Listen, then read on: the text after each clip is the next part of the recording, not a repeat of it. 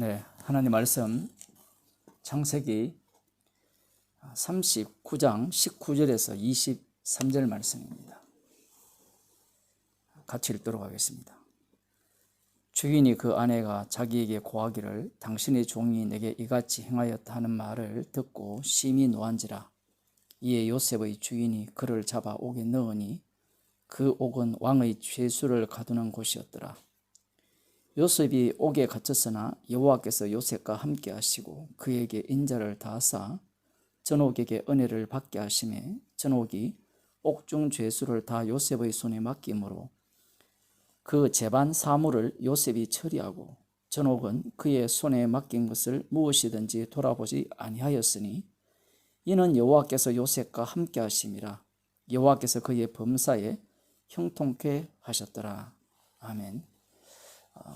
말씀을 읽으면서 여러분들이 우리들이 좀 의아해하는 그런 장면이 나오죠. 요셉이 비록 이 이스마엘과 미디안의 상인에게 팔려 보디발의 집에 노예로 들어갔지만 그가 하는 모든 일에 하나님께서 복을 주심으로 말미암아 보디발이 그를 가정 총무로 이렇게 삼았습니다. 그러자 이 집안 전체에 복이 쏟아져 내렸죠. 마치 제가 사는 동네에 복을 거꾸로 달아놓으면 복이 쏟아져 내리라고 하늘에서 그러한 어떤 복이 쏟아져 내렸습니다. 그러한 복의 어떤 지속이라는 것은 그 요셉에게 어떤 의미를 가져다 주느냐라고 할 때는 이 가정의 총무직을 계속 감당할 수 있는 그 집에서는 자기 자신이 가장 큰 자로 마치 꿈꾸었던 그 꿈이 이루어지는 그러한 어떤 모습으로 살아갈 수 있는 계기가 되었죠. 하나님께서 함께 하신 결과입니다. 하나님께서 요셉을 위하여 축복을 내리신 결과였죠. 그래서 그는 그러한 어떤 역할을 지속시키기 위해서 주인이 명한 그 아내를 이렇게 건드리지 않고 자기 스스로 그 자리를 뛰쳐나오게 되었습니다. 그러한 일로 이제 이 보디발의 처에 거짓말로 인하여서 이 요셉은 이 보디발로부터 어떠한 변명, 이유, 사유 그런 소리 하나 하지 못하고 감옥으로 바로 직행을 합니다. 제가 처음 시작할 때 이상하다라는 것이 무엇인가 하면 여호와께서 함께 하셨다라고 했거든요. 함께 하셨다면 여호와께서 이 보디발의 처가 거짓말을 했잖아요. 그러면 거짓말한 이 보디발의 처를 처단을 해서 죽여버리든지 그리하여서 그 요셉의 지위를 더욱더 확고하게 하면 오히려 그것이 하나님이 함께 하시는 증거가 아닐까요? 여호와께서 함께 하셨는데 함께 하셨기 때문에 이 거짓말로 인하여서 옥에 갇혔다라는 사실. 이 성경이라는 것이 참으로 오묘하게 기록되어 있죠. 우리들이 볼 때는 보디발의 집에 가정 총무로 있을 때 하나님께서 그가 하는 모든 일에 축복을 주셨다라는 이 부분에 주목하게 되고 그리고 단절을 합니다. 중간에 단절이 되고 그 단절된 이후에 감옥에 갔어요. 감옥에 갔을 때도 여호와께서 함께 하셨고 그가 하는 모든 일에 형통케 하셨고 그 감옥의 관리자, 총관리자죠. 그로부터 신임을 얻어서 이제 이 감옥의 행정과 죄수들을 모두를 관리하는 감옥에서 또 1인자가 된 거예요. 하나님께 함께 하셔서.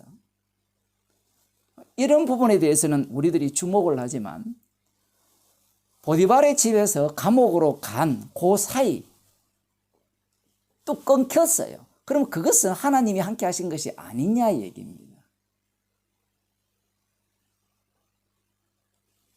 우리들은 이런 말씀을 보면서 어디에 주목하느냐? 수많은 설교들이 그렇죠. 희망적인 설교를 하죠. 꿈을 심어주는 설교. 왜냐하면 요셉이라는 그 위치 자체가 그 애굽이라는 그 거대한 나라의 총리 대신이 되거든요.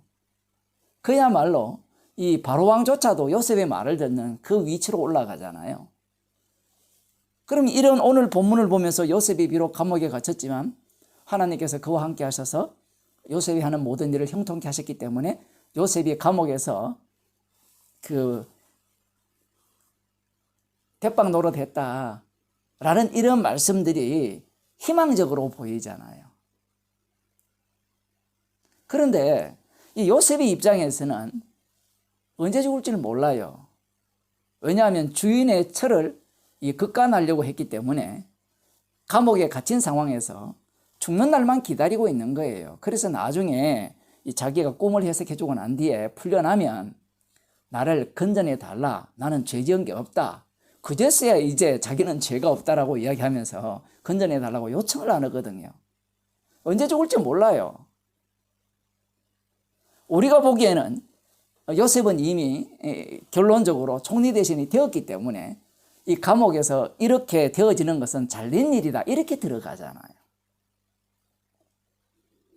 그래서 많은 사람들이 이 본문을 보면서 우리도 어느 상황 속에 있든지 하나님께서 함께 하시면 우리를 형통케 하실 줄로 믿고 사시기 바랍니다. 이렇게 설교를 한단 말이에요.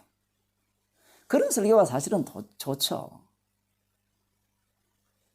희망적인 설교가 좋지 희망이 없는 설교, 끝난 설교는 좋지 않아요.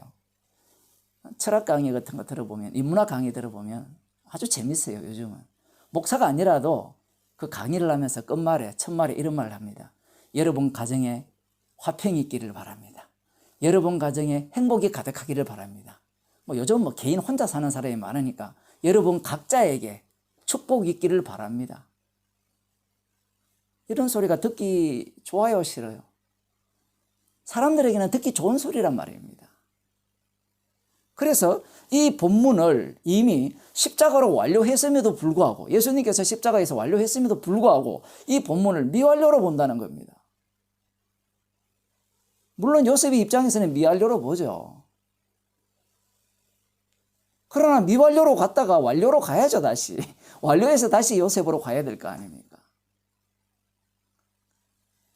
그러면 그런 목사의 설교는 그럼 우리가 지금 형통하지 않는다는 말이거든요. 논리가.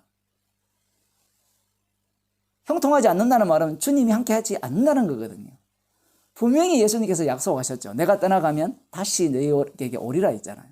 우리에게 이미 성령을 주셨어요. 주님이 우리와 동행을 하십니다. 동행을 하시기 때문에 우리가 살아가는 모든 일들이 어떤 일이냐라고 하면 형통한 일이에요.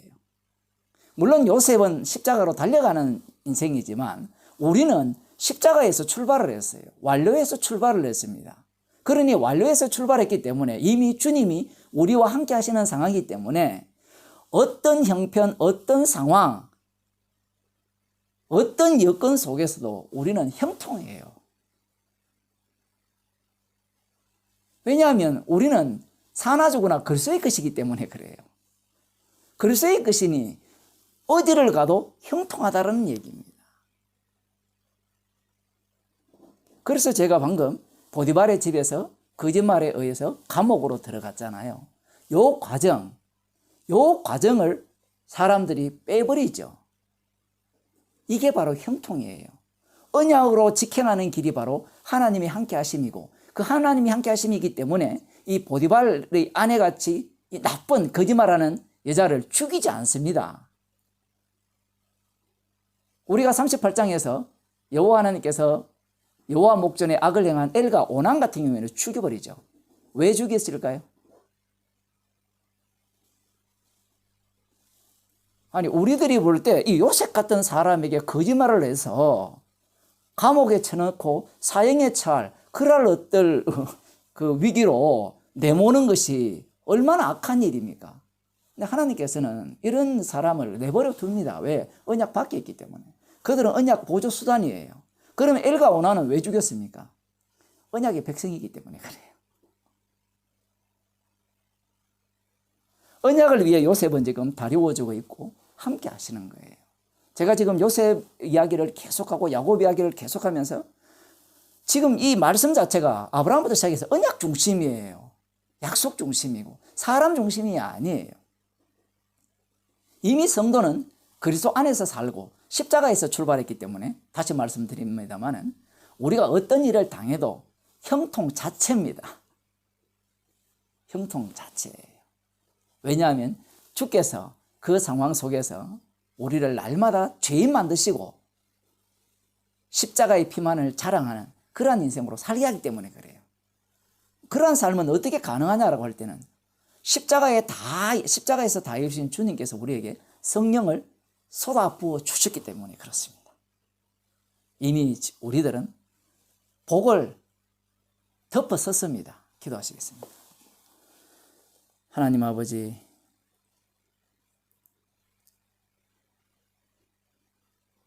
십자가에서 다 이루신 그 영을 저희들에게 쏟아부어 주셔서 우리의 삶 자체를 복되게 하시고 형통케 하심을 저희들이 믿게 하시고 어떤 형편과 처지를 당한다 할지라도 주님께서 저희들을 십자가의 증인으로 세우시기 위한 조치임을 저희들이 믿게 하시고 십자가만 자랑하는 주의 백성이 되게 하옵소서.